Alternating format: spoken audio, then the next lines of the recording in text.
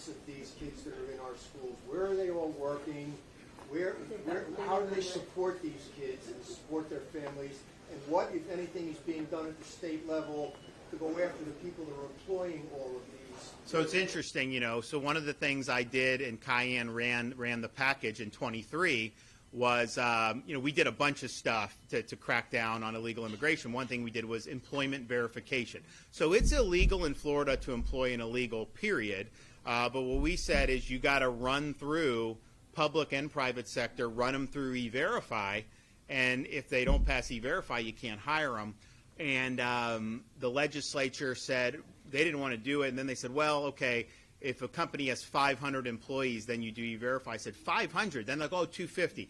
So we got it down to 25 employees or more, you have to do E-Verify. But, some of the people in the legislature, like even one of the Democrats was pointing out, why don't we just say all hires? And I'm for that. I think we should do that. All hires should be given E-Verify. And then there was also like criticism saying, the state could have been more aggressive at enforcing E-Verify. The problem is the legislature hasn't funded it. And so we've had to kind of, do whatever we can.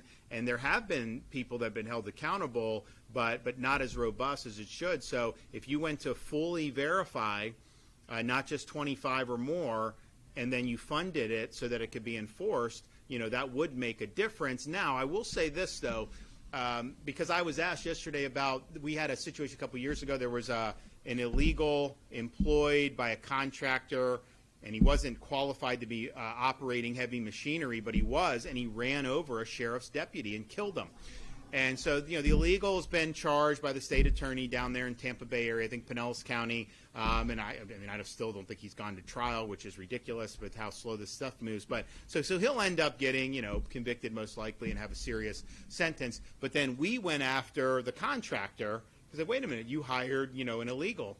Well, it turns out the illegal passed E-Verify, because there are these fraud rings, interstate fraud rings that create fake IDs, fake Social Security numbers. So they're real Social Security numbers, but they're able to give it to an identity. So there's a whole cottage industry of that.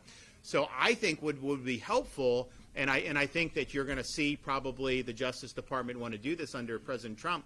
I think it would be very helpful to utilize federal law enforcement resources to bust up those rings, because that is really the lifeblood. So and it's not a business's fault. I mean, if someone has bona fide documents and they pass it, I can't blame the business at that point. I can blame the business if they hire someone without checking.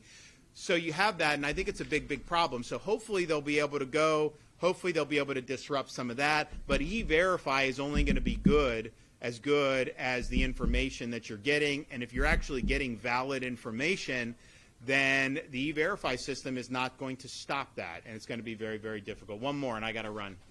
Governor, does the criminal alien booking procedure allow taking a DNA sample, or should it?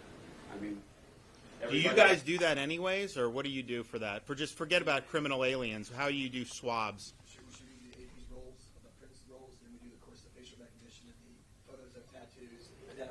But that's for anybody, yeah.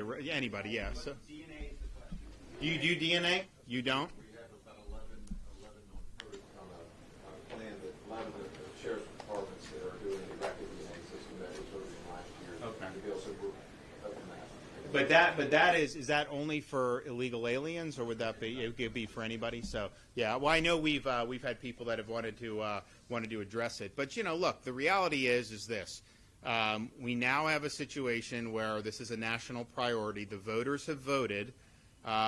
This was a huge part of the election, and we all complained about this border for 4 years, especially Republicans. So now it's the time to do something about it. The Florida legislature did something about it yesterday, and I signed the legislation.